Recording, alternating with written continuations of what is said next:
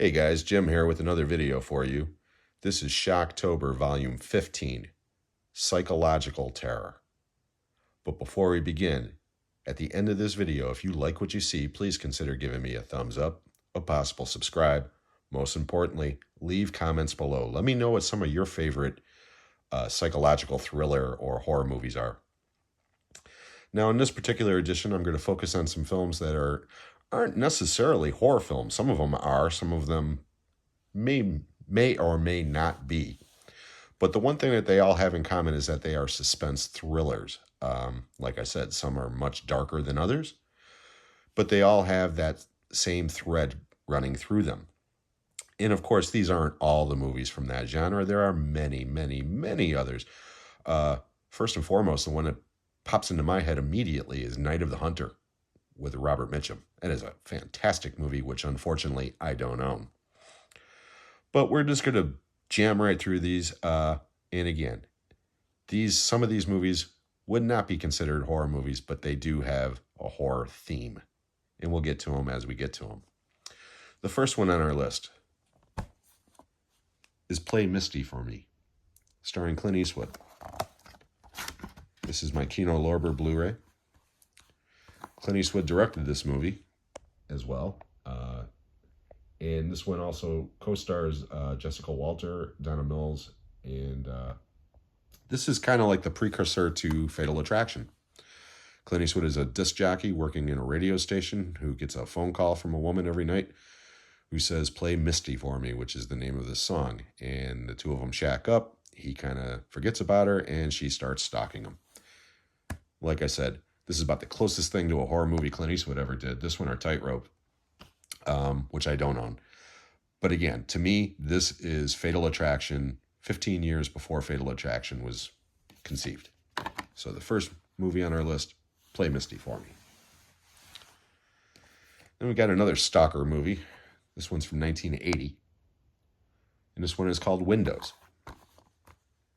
It stars Talia Shire and Elizabeth Ashley, among others. It has a musical score by Ennio Morricone, which is probably the best thing about this movie.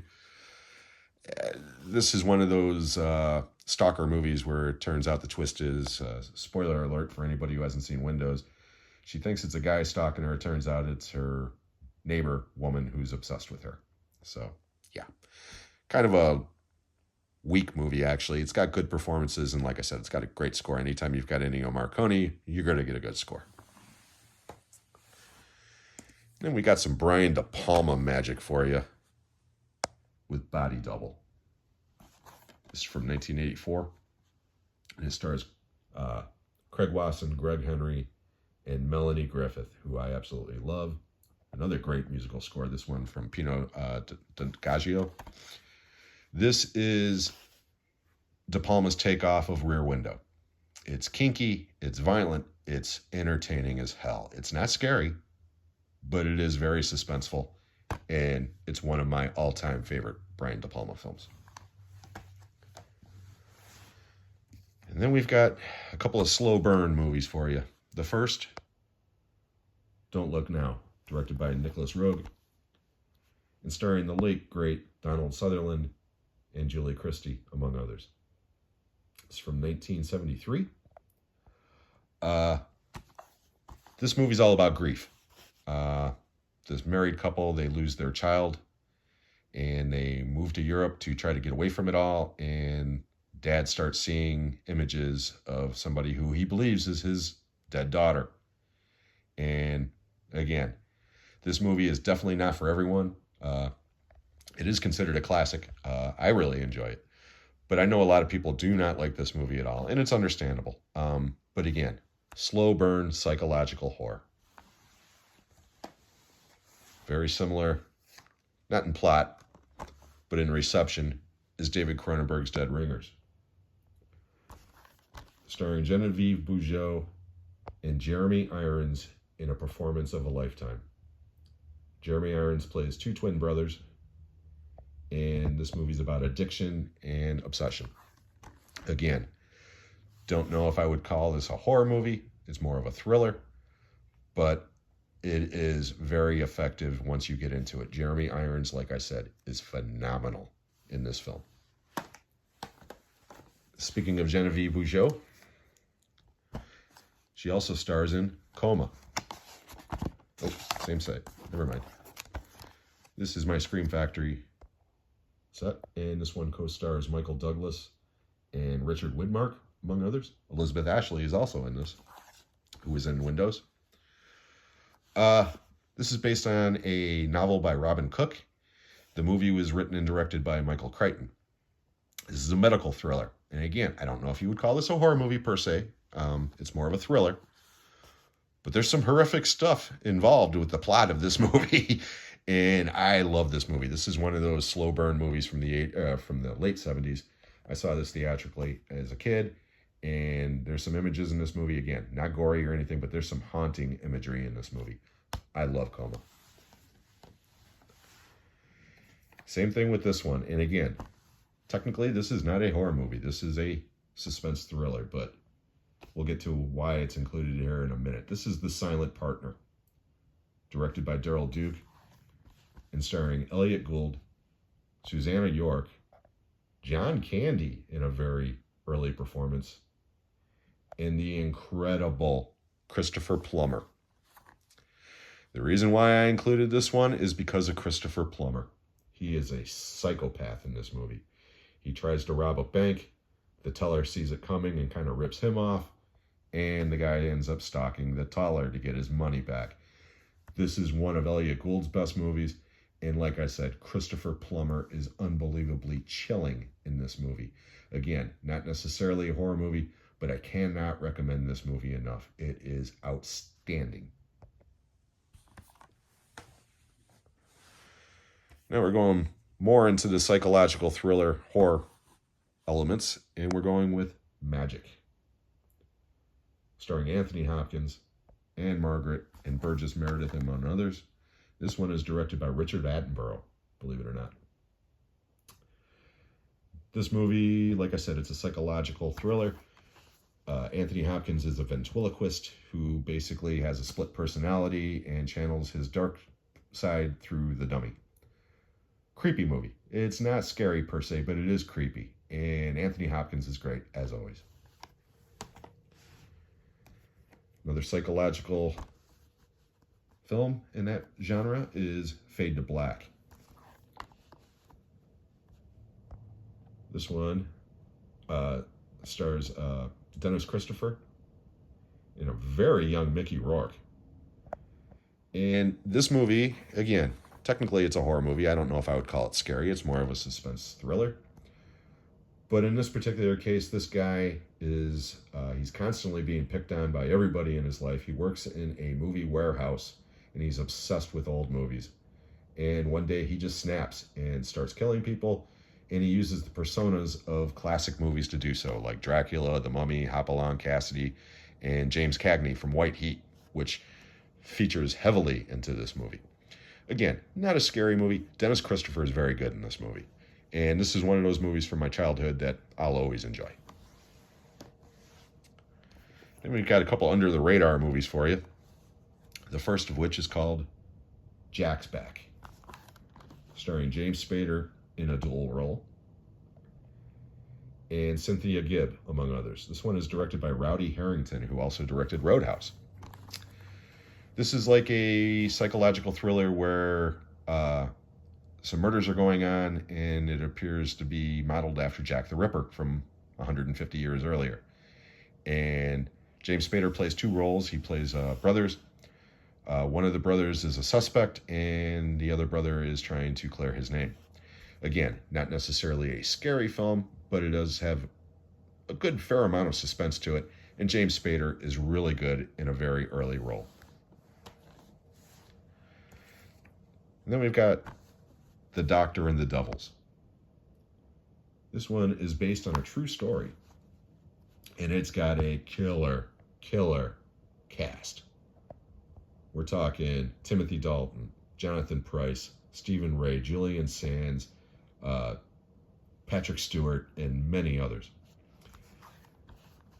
This is based, like I said, on a true story in Victorian era England, where Timothy Dalton plays a medical doctor who wants to do autopsies on bodies to learn more about anatomy so he can cure diseases. I mean, it's very noble. Unfortunately, because of the politics and the religious overtones at the time, that was considered blasphemous and frowned upon. You could not do it. So he enlists a couple of guys to start robbing graves for him, so he can do them, under the radar, so to speak. And these two guys decide after a couple of times that, hey, he pays us more for fresh corpses. Let's just kill people. And it spirals from there. Great performances in this movie. Slow burn. Excellent flick. And then we've got Misery from Stephen King. Actually directed by Rob Reiner, based on the novel from Stephen King, and starring Kathy Bates, James Caan, Francis Sternhagen, and Richard Farnsworth, among others. Again, you could put this in a couple of different categories, but to me, outside of the hobbling scene, this is all about psychological warfare. A battle of wills, so to speak. Kathy Bates gets all the acclaim, rightfully so, for her performance as Annie Wilkes, but I think James Caan is truly underrated in his performance as Paul Sheldon. Again, the two of them are fantastic in this movie, and Misery is a fantastic film. And then we're going to go to Jordan Peele collection with his debut feature, Get Out. This movie is great. It is absolutely fantastic. Like I said, it was Jordan Peele's debut as a horror filmmaker. Prior to this, he was known mainly for his sketch comedy show Key and Peele. And this movie blew everybody away. It made a boatload of money. It was up for a bunch of Oscars. He won Best Original Screenplay for this movie. And this is all about losing one's identity. Great film with incredible performances across the board. I want to give a shout out to him. Unfortunately, I can never pronounce his name. Daniel Kaluuya, I don't know, but he is absolutely phenomenal in this movie. And then we're going to go to, from this multi-pack, David Fincher's masterpiece, Seven, starring Brad Pitt, Morgan Freeman, Gwyneth Paltrow, and Kevin Spacey. Seven is, without a doubt, the gold standard of psychological horror, in my opinion. And yes, I enjoy this movie more than the last one on the list, which is next. This movie is just incredibly dark, incredibly depressing.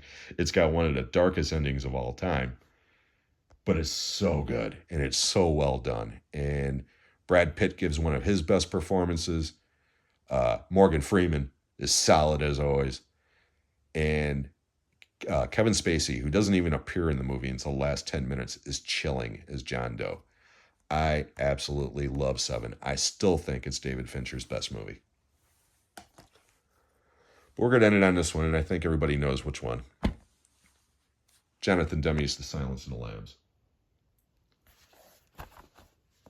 This one came out in 1991, and it won the 5 top Oscars that year, which is unknown, very rare indeed, but especially for a horror film. We're talking Best Picture, Best Director for Jonathan Demme, Best Screenplay for Ted Talley, Best Actor for Anthony Hopkins, and Best Actress for Jodie Foster. And all of the acclaim is rightfully deserved. This movie's a masterpiece. Now, a couple of minutes ago, I said that Seven I prefer to Silence of the Lambs. But Silence of the Lambs is a superior film. And it's an incredible film. I will never forget seeing this theatrically when it came out. Sat there for about the first 20 minutes and was like, hey, Jack Crawford, that character sounds familiar. Hannibal Lecter, that character sounds very familiar. And then I realized that this was a sequel to Red Dragon, or in my opinion, Manhunter, because I didn't even know Red Dragon existed at that point. Silence of the Lambs is an incredible, incredible film on every level. It deserved every one of those Oscars. It could have won another dozen. And like I said, this is the only horror film in modern, actually in any time, that has won the Best Picture Oscar. And most people consider this a psychological thriller, which again, that's a lot of the movies on this list are psychological thrillers. This is a horror movie. I'm sorry. There is some gnarly, gnarly stuff going on in this movie. And it's one of those movies that once you watch it, you'll never forget it. Again, every performance is great in this movie. Anthony Hopkins and Jodie Foster get all the love. But the supporting cast, again, is phenomenal. It really is. Everybody from Anthony Hild, who plays Dr. Childress, to Ted Levine, of course, who plays the Tooth Fairy. Or, I'm sorry, not the Tooth Fairy, Buffalo Bill. I'm sorry, wrong movie. Again, Silence of the Lambs, you can't say enough about it. It's just one of those once-in-a-decade movies or so that comes along and just blows everybody away. And it continues to do so 30-odd years later. That's it for this installment of Shocktober. I hope you enjoyed it. If you did, please give me a thumbs up, a possible subscribe. Most importantly, leave those comments below. I cannot wait to hear from you, and we'll catch you on the next one.